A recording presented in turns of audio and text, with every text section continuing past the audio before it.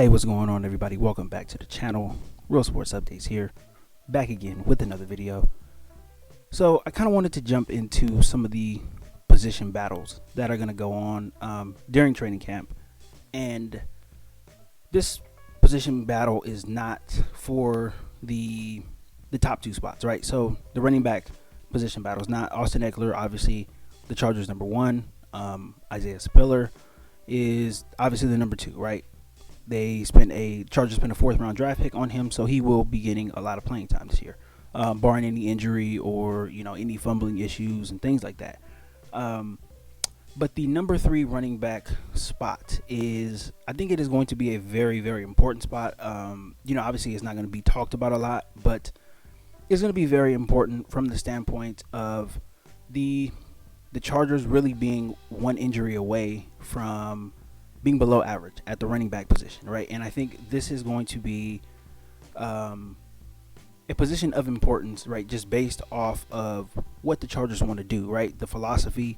I think they are going to want to run the ball a lot more this season. Obviously with the upgraded offensive line, running the ball is going to be something that is going to be important, right? And it's probably going to be, one of the priority points for the offense, right? For Brandon Staley, for the team in general, right? Just to be able to, establish that physical identity on offense, right? It's already there on defense, but it's going to have to be there, and that's what's going to get the Chargers through, the offensive woes. If they go cold or whatever, or if the offense is not clicking, you're always going to be able to put the ball in the running back's gut and be able to gain 4 to 5 yards or whatever, especially with one of the best offensive lines in football. Now, from the running back position, that third position is going to be important, because not only is this position going to be able to provide some value on special teams as well too, but just like I said, one injury away, and the Chargers are looking at an unideal situation at the running back position. So obviously the two guys that are competing for that right now is Larry Roundtree and Joshua Kelly. Now, and I pointed this out in another video before, both of these guys are not very good. They have both had their chances to be able to show what they can do, be able to show some consistency, and both guys were not able to do that. Both of these guys do not run with a ton of vision. Their yards per carry are very, very low, as compared to Austin Ekeler's. And if you have limited carries, your yards per carry should be at least at what the starter's yards per carry is, if not a little higher, because you are a change of pace back, you're a little bigger, so you should be able to maximize your opportunities, right? As far as that stat goes, yards per carry. You're running behind the same offensive line that Austin Ekeler is running behind, so why can't you at least average the same amount of yards per carry as him? There's no excuse as to why that should be. Most good teams with good running games, they're number 2 and 3 backs, they come in and they average at least the same amount of yards per carry, or even possibly even more, because it's the same offensive line. Everything else is the same. It's just you as a running back, right? You're not the starter. You're coming in, you have a different skill set than the starter does. You should be able to average at least the same. But these guys were well below. Both Roundtree and Kelly were well below what Austin Ekeler averaged per carry. And to be honest with you, I think one of these guys is going to end up making the team. I don't know who. I think it probably, more than likely, is going to come down to the guy who can give you more on special teams.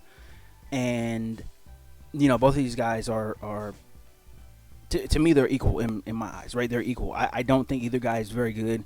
I think both of these players are probably practice squad guys. I just don't really see it from either of them. And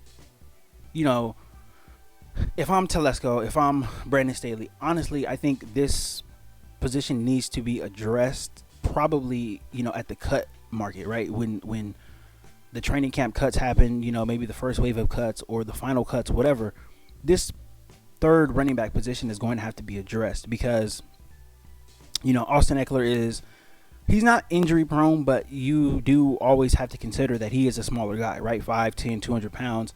So you always have to consider that injury might be a factor with Austin Ekeler. And it's just there. He's not the biggest guy. And there's nothing he can do about it, right? He is as strong as can be, right? He does his work in the weight room. Nobody can ever say that he doesn't put 100% into his body. He definitely does. But him being on the smaller side, this is always going to be a concern. So, Isaiah Spiller, if he is forced into the lead back role, who is going to come in and spell him, right? I don't trust Roundtree. I don't trust Kelly to come in and do that successfully. Maybe they can get a first down here or there, right, in a short yardage situation, but to do it successfully, right, and to do it for several games in a row, I just don't trust him. I really don't. And both of these guys have not shown anything, right, that they can, handle being a number 2 back. Both of these guys had a chance to do it last year. The running back door was open pretty much. It was a revolving door. Both of these guys had opportunities to solidify themselves as a number 2 back behind Ekeler, and they weren't able to do it, right? And this is going to be an issue, right? And all of this, everything that I'm saying, I hope it doesn't come into play, right? I hope Austin Ekeler is able to stay healthy for all 17 games, all of the playoff games. I hope that he's able to stay healthy so that this is not an issue, because as it stands now, Ekeler 1, Spiller 2, that's a pretty damn good combo, right? I think one of the best in the NFL, if you ask me, especially with the skills that both guys have with catching the ball out of the backfield and being able to pick up blitzes. That's as good as it gets, in my opinion. But again, if you're one injury away, who do you trust with the ball, right? So this is a position that could, for me, I think this could get addressed on the open market. I'm sure, and I really haven't went through all the running backs who are still available, or there might be guys available for trade as well too. But this is something that's probably going to have to be addressed if the time comes, right? But as for now, I think these guys are just going to battle for a roster position. And like I said, whoever offers the most special teams value will probably make the team. I know Roundtree returned kickoffs. I think he returned kickoffs for a little bit last year before the Chargers brought in Andre Roberts. He wasn't good at that. I can't remember I don't have any recollection of Joshua Kelly returning kicks. He might have, maybe, I don't know. Don't quote me on it, but again, if he did, there's nothing that stands out, right? So again, both of these guys need to prove themselves on the special teams end, and I think they are what they are as running backs, but they have to be able to provide special teams value, because if they can't provide special teams value, then both of them should be cut, to be honest with you. And you should bring in somebody, the Chargers should bring somebody in who can offer that, right? Who can offer the special teams value, but who can also offer you something as a running back, because whoever the third running back is, they're going to get time, right? The way the Chargers play offense, and I expect them to be a lot more efficient this year. I expect them to run the ball a lot more. Whoever it is going to get some carries this year. There's just going to be a lot of work for the running back position, right? It's going to be a lot for Austin Ekeler. It's going to be a lot for Spiller.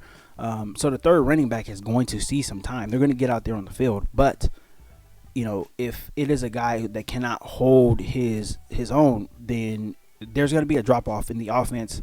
And there's going to be a drop-off as far as the efficiency goes, right? There's going to be more, longer third downs. There's going to be more going for it on fourth down. And those are just areas that I think you want to get away from, right? The Chargers did a lot of it last year, and, for as much as they did, they were very successful. But those are situations you don't even want to get yourself into. And if you do not have a running back, your third running back, who comes in, if he cannot, hold his own, if he can't pick up blitzes, if he cannot, get open out of the backfield and all that stuff, it's just going to make it much, much harder on the offense. It's going to make it much, much harder on Herbert. Everybody's game will be affected by the inability, to be able to come in and produce from a just a regular standpoint, right? You don't need to be great. You don't need to be Emmitt Smith. You don't need to be, Derrick Henry. You don't need to be, you know, anybody who is, you know, putting up gaudy numbers and things like that. You just have to be able to play at a, you know, at a backup level, right? A high backup level. Just be able to play at a high backup level, pick up blitzes, hold on to the ball, don't fumble it, and run with vision, right? Run behind your pads, run with vision. Do all of the things that you need to do. If the Chargers can't find that, and if there is, you know, injuries at the running back position, then this could be the thing that derails the Chargers offense. I hope not, but you know, I think everybody should start looking at it from that standpoint, that Austin Ekeler is one injury away from, you know, the whole entire offense, you know, being mediocre, right, and average.